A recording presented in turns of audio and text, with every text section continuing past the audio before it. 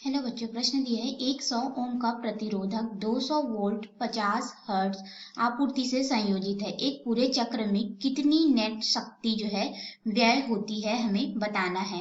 तो हम लोग इस प्रश्न को हल करेंगे, लेकिन सबसे पहले हम लोग इस प्रश्न के लिए मुख्य अवधारणा देख लेते हैं, जिसके आधार पे हम लोग यहाँ पे इस प्रश्न को हल करेंगे। तो मुख्य अवधारणा क्या हो जाएगा, हमें एसी आपूर्ति जो है स्रोत दिया गया है, ठीक है।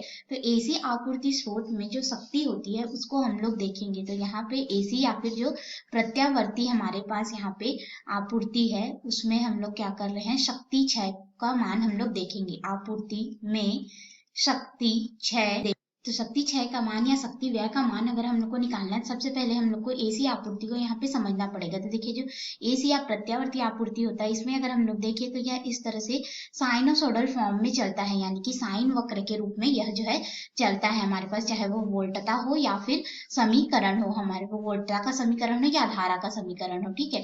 तो इस तरह से जो वोल्टता होता है, ये शून्य से हम लोग वोल्टता का भी ग्राफ देख लेते हैं, ठीक है। तो ये वोल्टता V हो गया, और ये जो मान है हमारे पास शिखर मान होता है, इसे V0 के रूप में दर्शाते हैं हम लोग, ठीक है, उच्चतम मान। अब देखिए, इसके दो भाग होते हैं, एक धनात्मक ऋणात्मक, धनात्मक ऋणात्मक, इस तरह से यह चक्र के रूप में चलता है। और ये जो हमारा एक्स अक्ष होता है, यह ओमेगा टी या फिर टी का होता है, जिसमें ओमेगा कोणीय आवृत्ति होती है और टी समय को या उस क्षण को दर्शाता है कि उस समय पर ग्राफ की स्थिति क्या होगी, ठीक है।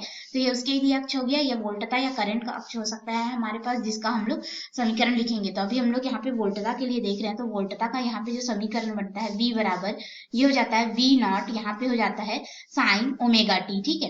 तो इसे समीकरण 1 नाम दे देते हैं। तो ये तो हो गया हमारा मान। लेकिन जब हम लोग इसका औसत मान देखते हैं, तो देखिए, जितना धन भाग में है उतना इसके ऋण भाग में है। तो इसका जो औसत होता है हमारे पास एसी आपूर्ति का या प्रत्यावर्ती का, तो V एवरेज लेंगे या फिर करंट का जो एवरेज लेंगे वो हमें शून्य मिलता है। तो हम लोग क्या करते हैं कि इसका मान निकालने के लिए हम लोग वर्ग माध्य मूल मान में आते हैं। तो वर्ग माध्य मूल मान क्या होता है कि हम लोग एक ऐसा मान निकालते हैं जो इसके पूरे इस चक्र के मान को दर्शाता है, उतना ही हमें इफेक्ट दिखाएगा, जितना की, या फिर हम लोग बोल सकते हैं उतना ही प्रभावित होगा जितना हम लोग डीसी या दिष्ट धारा स्रोत में किसी आपूर्ति को देंगे, और उतनी मात्रा में शक्ति क्षय होगी, ठीक है, उस पे।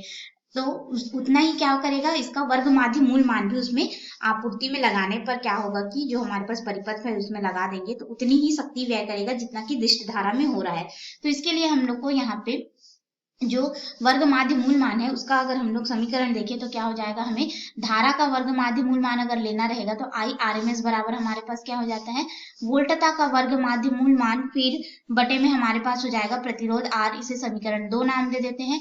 और ये जो वर्ग माध्य मूल मान होता है वो क्या होता है, जो हमें प्रश्न में दिया रहता है वोल्टता का मान, वह वर्ग माध्य मूल मान को दर्शाता है जब हमें वह प्रत्यावर्ती धारा स्रोत बोल दिया गया है और यह ना बताया गया हो कि वह शिखर मान है। अगर उसमें कुछ नहीं लिखा है तो हम लोग उसको वर्ग माध्य मूल मान लेकर के चलते हैं। तो हम लोग इस समीकरण 1 और 2 की सहायता से अपने प्रश्न को हल करेंगे, जिसमें हम लोग समीकरण 2 का प्रयोग करेंगे और हमें यहाँ पे शक्ति क्षय का मान निकालना है। तो जो प्रत्यावर्ती धारा स्रोत होता है उसमें हमारे पास यहाँ पे जो शक्ति क्षय आती है, इसे अगर हम लोग P के रूप में दर्शा दे तो ये हमारे पास हो जाता है वोल्टता का वर्ग माध्य मूल मान, फिर यहाँ पे गुणित हो जाता है धारा का वर्ग माध्य मूल मान। तो हम लोग इन तीनों समीकरण का प्रयोग करेंगे और अपने प्रश्न को हल करेंगे। तो आइए अब हम लोग अपने प्रश्न में आते हैं। जैसा प्रश्न में बोला गया है, हमारे पास यहाँ पे एक V स्रोत का यहाँ पे वोल्टता का जो है मान दिया गया है, जिसकी आवृत्ति 50 हर्ट्ज है, और इसमें हम लोग एक प्रतिरोध लगा दिए, प्रतिरोध R है हमारे पास, और प्रतिरोध R का मान हम लोग को दिया गया है कि 100 ओम का प्रतिरोध है। तब हमें यहाँ पे जो शक्ति P का मान होगा,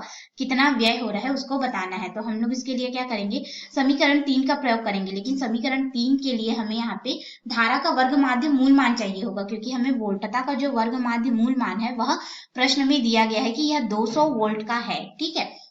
तो हम लोग क्या करेंगे, धारा का वर्ग माध्य मूल मान निकालेंगे। तो हम लोग अपने समीकरण यहाँ पे 2 का प्रयोग करेंगे। तो हमारे पास यहाँ पे धारा का वर्ग माध्य मूल मान कितना हो जाएगा, आई आर एम एस बराबर वोल्टता का वर्ग माध्य मूल मान, यानी कि 200 वोल्ट, फिर बटे में यहाँ पे हो जाएगा प्रतिरोध आर का मान, जो कि है हमारे पास 100 ओम का। तो ये हमारे पास कितना हो गया, 2 एम्पियर हम लोगों ने निकाल लिया जो आरएमएस मान होगा धारा का। अब हम लोग शक्ति का मान निकालेंगे, शक्ति जो व्यय होगी P। तो यहाँ पे हो जाएगा वोल्टता का वर्ग माध्य मूल मान, जो कि हमारे पास यहाँ पे है 200 वोल्ट, फिर गुणित हो जाएगा यहाँ पे 2 एम्पियर की धारा, यानी कि धारा का वर्ग माध्य मूल मान। तो ये हमारे पास कितना हो जाएगा, 400 वॉट हम लोग को प्राप्त होगा, क्योंकि हमारे पास शक्ति का मात्रक वॉट होता है, वोल्टता गुणित धारा यानी कि हमारे पास वोल्ट गुणित एम्पियर का मान किसमें हो जाएगा, वॉट में प्राप्त होगा। तो इतनी शक्ति जो है यहाँ पे व्यय होगी इस परिपथ के लिए, जो कि हमें प्रश्न में ज्ञात करने को बोला गया था। आशा है आपको उत्तर समझ में आया होगा। धन्यवाद।